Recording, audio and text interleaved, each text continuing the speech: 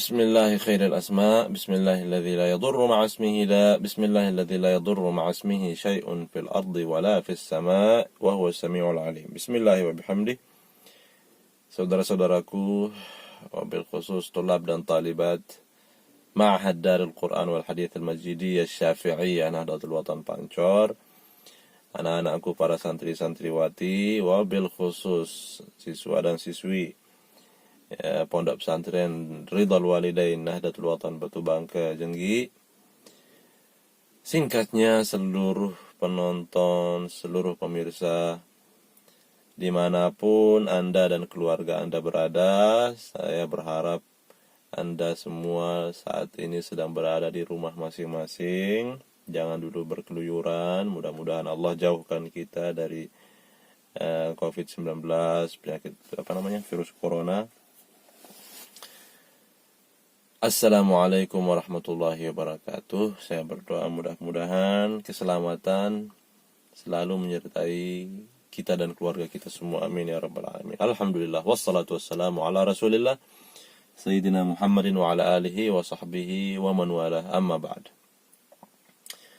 Alhamdulillah kita dapat bertemu lagi, bersilaturahim. Walaupun saat ini saya sedang berada di dalam mobil, ini pun karena terpaksa. Bukan niat saya mengisolasi diri, ya, bukan isolasi mandiri nih, ya. Tapi ini terpaksa saya lakukan karena sedang rame-ramenya keponakan-keponakan saya berkumpul dengan anak-anak saya, ribut. Jadi terganggu ke konsentrasi saya. Jadi karena melihat mereka lari-larian, nyanyi-nyanyi, mondar-mandir kemana-mana, ribut. Maka terpaksa saya pindah ke mobil, mengaji dari mobil, bukan mengaji dari rumah lagi. Mudah-mudahan kita semua dalam keadaan sehat walafiat. Nah, dalam pertemuan kita yang keempat ini, kembali saya mengajak kita membuka, mengkaji, mengambil berkah dari kitab Tanbihul Mughtarin dengan sanad yang bersambung, silsilah keilmuan yang bersambung sampai kepada Sayyidi Abdul Wahhab Asy-Sya'rani radhiyallahu ta'ala anhu wa rahimahullahu ta'ala wa adama an-naf'a bi'ulumihi fid dharain amin. Mudah-mudahan beliau diridhai, dirahmati Allah, dan mudah-mudahan manfaat ilmunya selalu menyertai kita dan dapat kita rasakan di dunia dan di akhirat nanti. Amin ya Allah ya rabbal alamin. Kita selesaikan dulu bab ikhlas, keikhlasan para salafus saleh, dan sampailah kita kepada perkataan Sayyidi Abdul Wahhab Asy-Sya'rani. Wa kana Sufyan ibn Uyainah rahimahullahu ta'ala yaqul idza ra'aytum talibal ilmi كلما ازداد علما كلما رغب في الدنيا وشهواتها فلا تعلموه فإنكم تعينوه على دخول النار بتعليمكم إياه.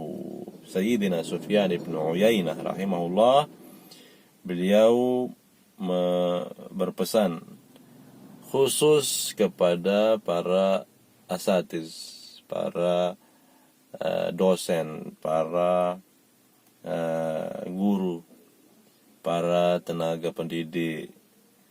Beliau mengatakan, jika kalian menjumpai salah satu di antara murid kalian, penuntut ilmu, semakin bertambah ilmunya, dengan semakin bertambahnya ilmu penuntut ilmu ini, semakin bertambah pula cintanya kepada dunia, semakin meningkat nafsu syahwatnya dalam menggapai dunia dan isinya, maka berhentilah mengajarinya. Kenapa? Karena dengan mengajarkannya atau menambah ilmunya tersebut sama saja membantunya, mendukungnya masuk ke dalam api neraka. Waliyazubillah. Kemudian kalau kebetulan cetakan buku kita sama, cetakan Mesir, saya Ajak kita pindah ke halaman 13. وكان عبد الرحمن بن القاسم رحمه الله تعالى يقول خدمت الإمام مالكا رضي الله تعالى عنه 20 سنة. Abdul Rahman bin Al-Qasim, semoga Allah rahmati beliau, mengatakan, saya pernah mengabdi, saya pernah berkhidmah, saya pernah bermulazamah kepada Imam Malik rahimahullahu ta'ala. 20 tahun saya mengaji, 20 tahun saya berkhidmah, 20 tahun saya melayani beliau. Fakana minha 18 fi ta'lim al-adab. Di antara 20 tahun itu ada 18, ada 18 tahun saya belajar adab, belajar etika, belajar akhlak. Wa sanatani minha fi ta'limil ilm. 18 tahun belajar adab, 2 tahun belajar ilmu yang lain.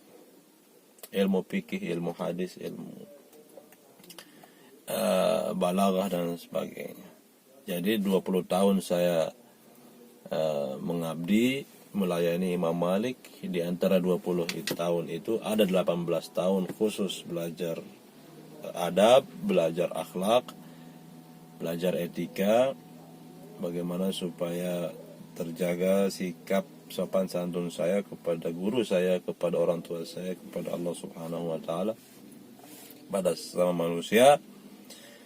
2 tahun sisanya khusus mempelajari ilmu yang agama yang sifatnya umum, ilmu fikih, ilmu syariat, ilmu ilmu hadis dan lain-lain, tafsir dan sebagainya. Faya laitani ja'altul muddata kullaha fi ta'limil adabi. Setelah saya banding-bandingkan, saya menyadari bahwa lebih nikmat mempelajari ilmu adab. Maka seandainya saja 20 tahun itu secara keseluruhan saya fokus mempelajari ilmu adab.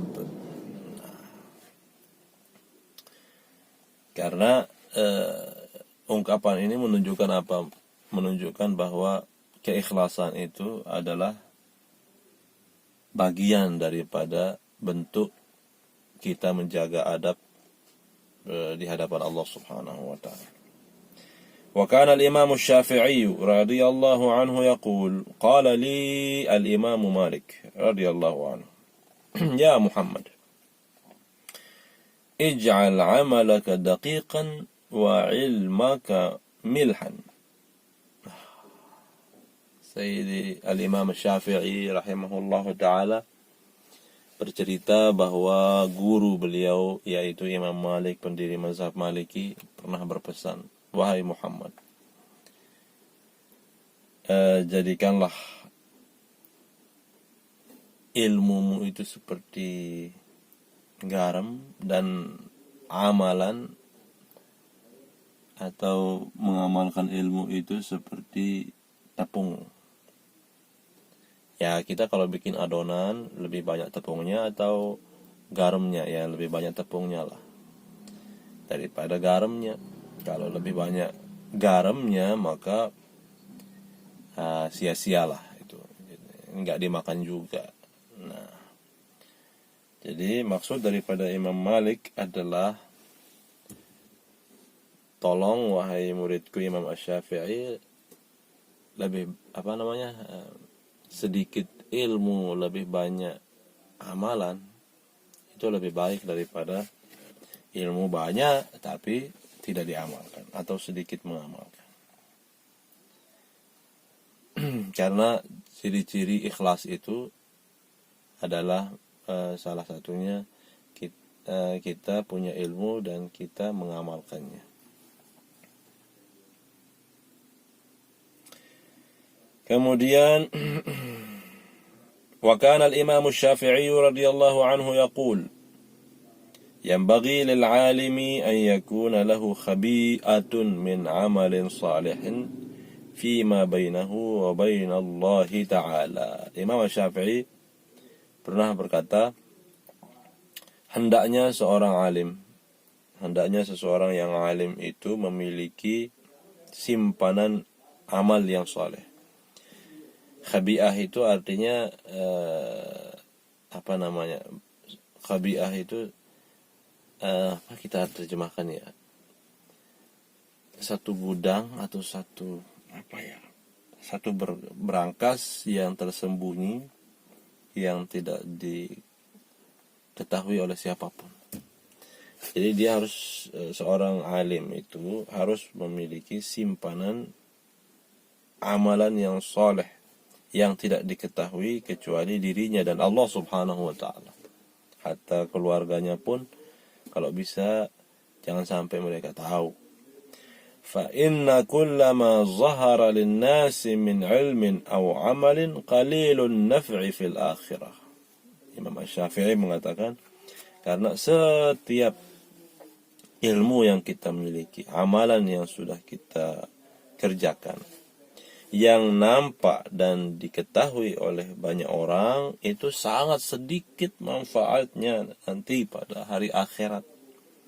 Yang lebih besar manfaatnya bagi kita pada hari akhirat adalah ilmu dan amalan yang kita lakukan tanpa sepengetahuan banyak orang. Artinya apa? Keikhlasan. Itu lebih bermanfaat.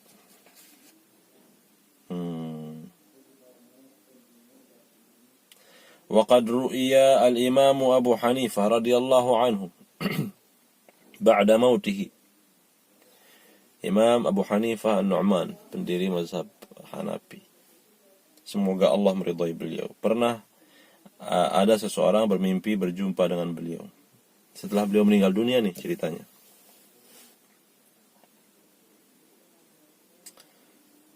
Sampai mana tadi? Faqila lahu kaifa haluk? Yang bermimpi bertanya, bagaimana keadaanmu wahai Imam Abu Hanifah? Imam Abu Hanifah menjawab, ghafarallahu li, Allah Subhanahu wa ta'ala telah mengampuni dosaku. Artinya termasuk orang-orang yang beruntung lah.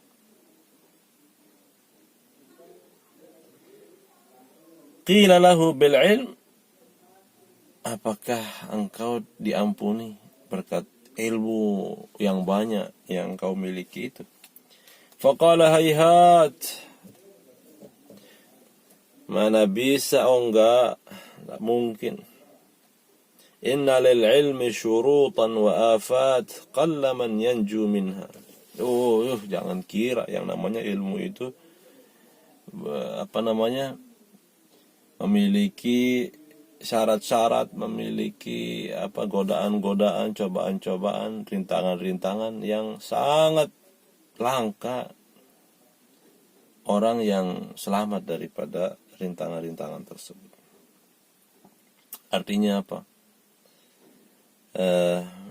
Yang menyebabkan kita selamat itu bukan bukan apa yang kita laksanakan secara zahir, perbuatan-perbuatan ibadah kita. Karena semua ibadah yang kita lakukan ini ditolak kecuali apabila kita lakukan dengan ikhlas, ya, seperti itu.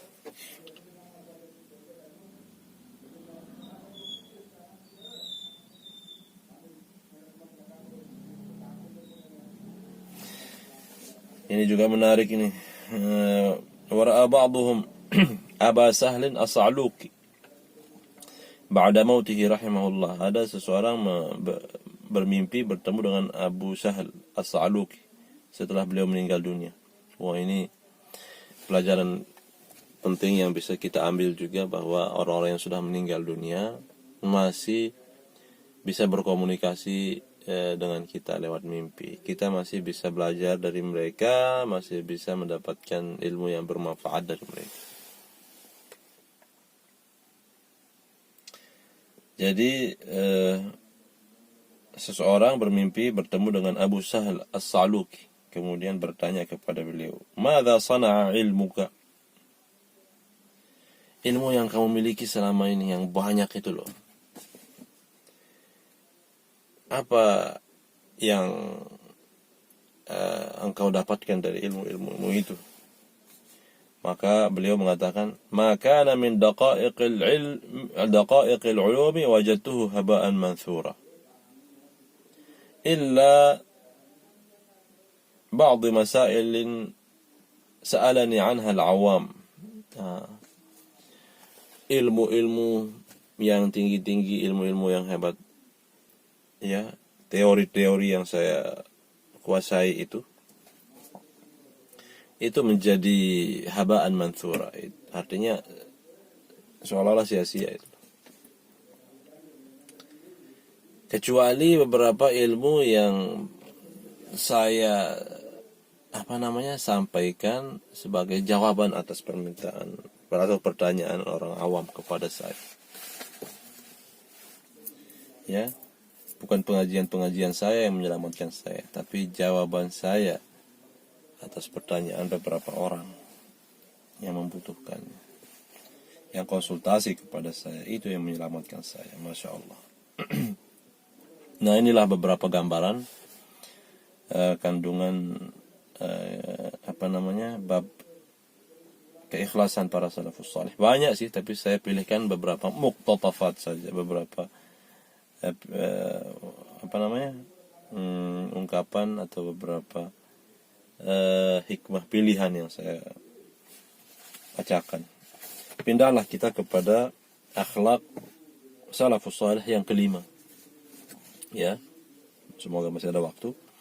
Wa min akhlaqihim radhiyallahu ta'ala anhum hajruhum li akhihim إذا خالط الأمراء وتردد إلى أبوابهم لغير ضرورة شرعية ولا لمصلحة. Di antara akhlak mulia yang menonjol pada diri salafus salih yang patut kita tiru adalah mereka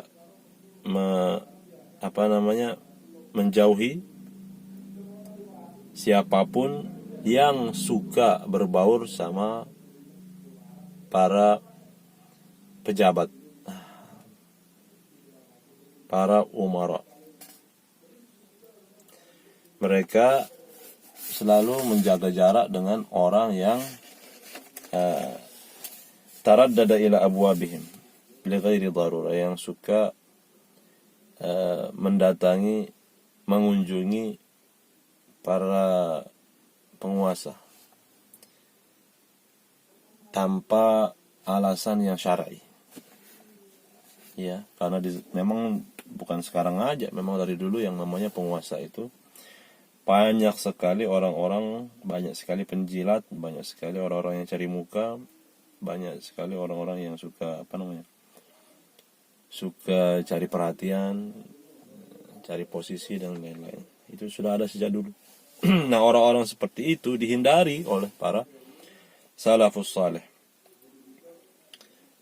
Ya, para salafus salih enggak suka bergaul sama orang yang suka mendatangi para pemerintah, ya, li ghairi darurah, yang tanpa alasan yang syar'i, li ghairi daruratin syar'iyyah wala li maslahah, ka qiyamihi bil amri bil ma'ruf wa nahwihi.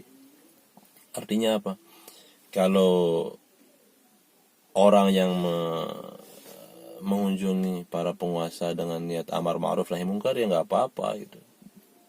Digauli maksudnya ditemani lah. Tapi kalau datangnya ya buang-buang waktu, apalagi cari-cari muka, itu dijauhi oleh para salafus saleh. Kenapa? Karena berpegang kepada hadis Rasulullah sallallahu alaihi wasallam yang bunyinya inna fi jahannama wadiyan. Nah, ini. Sesungguhnya di dalam api neraka atau di neraka jahanam itu terdapat satu lembah. Yuqalu lahu hayhab. Lembah ya, di dalam api neraka jahanam ini namanya hayhab. Nah, lembah hayhab ini a'addahu Allahu, Allah siapkan bagi siapa? Lil jabbarin, bagi para para pembesar atau para penguasa yang berbuat sewenang-wenang, itu artinya jabbarin.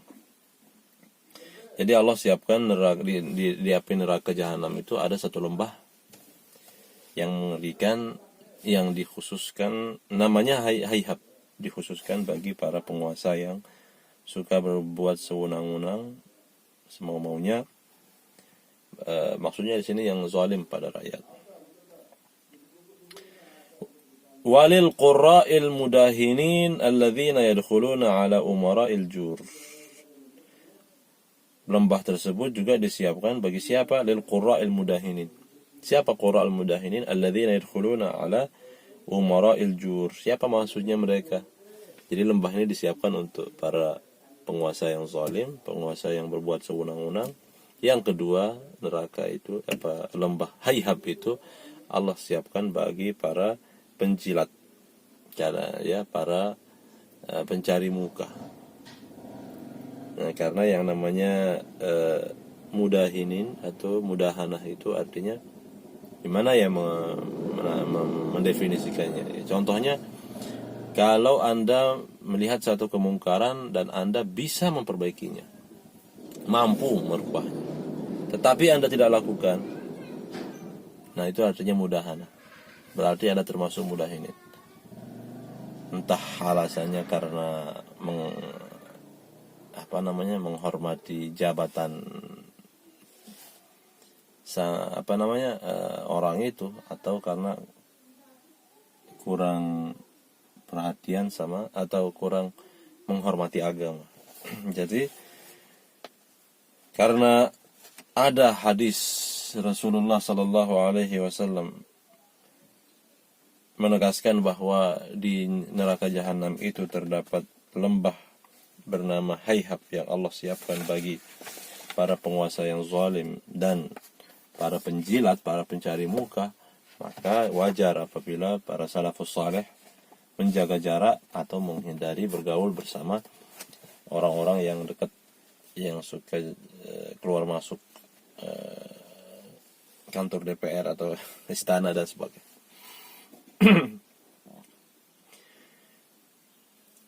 Wa qad dakhala Muhammad bin Wasi' ala Qutaybah bin Muslim. Pernah Muhammad bin Wasi', Sayyidina Muhammad bin Wasi' itu adalah seorang tabi'in, salah satu murid beliau adalah Sufyan Ats-Tsauri rahimahullahu ta'ala. Nah, Muhammad bin Wasi' ini pernah masuk ke kantor Qutaybah bin Muslim. Kayaknya bukan masuk di kantornya, yang jelas ya nggak tahu lah, yang jelas pernah bertemu Muhammad bin Wasi' dengan Qutaybah bin Muslim. Yang namanya Qutaybah bin Muslim ini adalah seorang pejabat. Beliau adalah gubernur Khurasan. Khurasan itu Iran, terletak di Iran. Kalau nggak salah waktu itu Afghanistan juga termasuk ya, saya kurang begitu ingat ya. Yang jelas siapa namanya tadi? Seorang tabi'in masuk, seorang ulama dari golongan tabi'in bernama Muhammad bin Wasi' masuk berjumpa dengan seorang pejabat, seorang gubernur bernama Qutaybah bin Muslim. Waktu itu Muhammad sedang memakai madra'atu wa alaihi madra'atu sufin, memakai jubah yang terbuat dari bahan kasar, bahan wol. Faqala lahu Qutaybah, pejabat yang bernama Qutaybah bin Muslim ini bertanya, "Mal ladzi da'aka ila libsi madra'ati suf?" Kenapa kau pakai baju yang kasar seperti itu? Fasa kata Muhammad ini diam. Sayyidina Muhammad berdiam diri, tidak diam 1000 bahasa. Enggak sih 1000 bahasa, satu bahasa Pak. Faqala ma li ukallimuka wa anta sakit. Pejabat yang bernama Qutaybah ini bertanya lagi, "Kenapa kamu diam? Saya nanya, kok kamu malah diam aja?" Faqala Muhammad in qultu zuhdan zakkaitu nafsi. Wah, saya bingung nih kalau saya jawab saya pakai baju yang kasar begini dengan alasan zuhud, berarti saya sama aja memuji diri saya. Wa in qultu faqran syakautu rabbi. Waduh, kalau saya jawab karena saya fakir, nggak punya uang sama sekali untuk beli baju yang bagus, berarti saya mengeluh sama Allah nih. Berarti saya protes sama Allah. Makanya saya bingung, makanya saya diam aja lebih baik. Nah, seperti itu. Artinya apa? Para salafus salih itu kalau bertemu para pejabat, mereka selalu menjaga lidah, berhati-hati kalau ngomong. Jangan sampai omongan itu dibuat-buat, jangan sampai omongan itu dibikin-bikin dalam rangka PDKT, cari muka, dan sebagainya.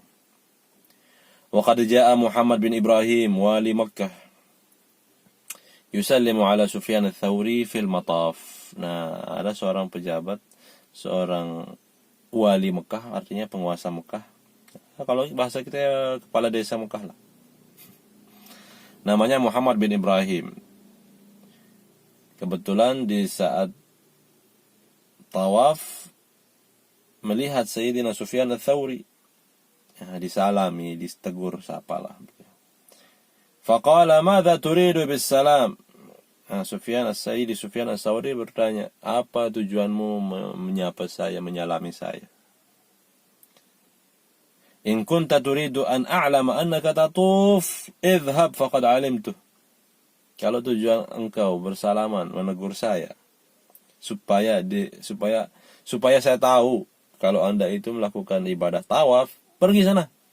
Saya sudah tahu kok. Jadi seperti itu. Nah, kenapa itu dilakukan? Lagi-lagi karena para salafus saleh berupaya menjaga hati mereka jangan sampai condong hormat, tunduk kepada penguasa karena jabatan mereka itu. Wa kana al-Fudail, ini terakhir ya. Udah setengah jam nih. Wa kana al-Fudail bin Iyad rahimahullah taala yaqul la yasluhu an yadkhula 'ala al-umara wa يخالطهم إلا مثل أمير المؤمنين Umar bin Al-Khattab radhiyallahu anhu. Artinya apa?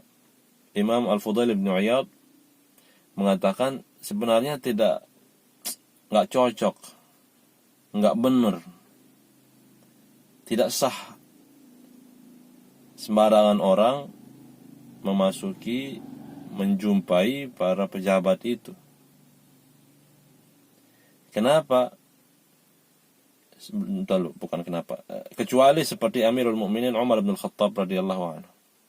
Orang seperti kita ini kalau bisa janganlah sering-sering ketemu sama para pejabat. Kecuali kalau seperti yang bertemu dengan mereka itu semisal Sayyidina Amirul Mukminin Umar bin Khattab.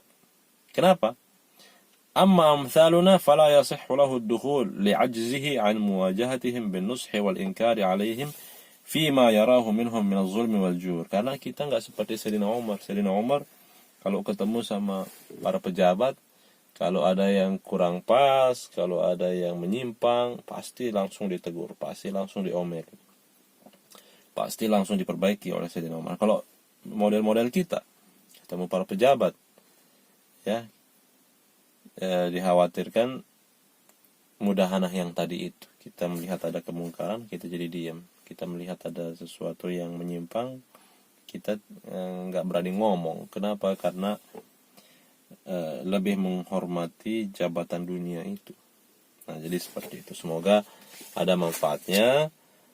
Insyaallah kita akan sambung lagi di pertemuan yang kelima besok. Insyaallah mudah-mudahan tetap sehat walafiat, panjang umur. Wassalamualaikum warahmatullahi wabarakatuh.